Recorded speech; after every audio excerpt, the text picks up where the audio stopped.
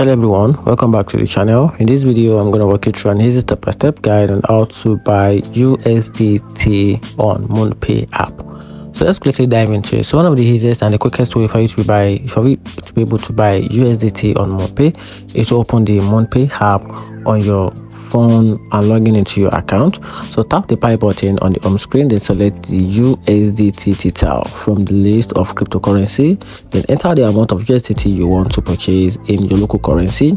Choose your payment method, and once you've figured out your payment method, then select or enter your wallet address where you want USDT to be delivered. So you can copy the wallet address from Binance, Bybit, Trust Wallet, or you can also use the MoonPay Web3 wallet.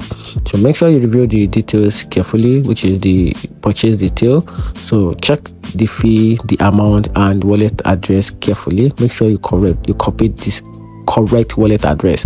So after that, confirm the transaction by completing the payment with your chosen method.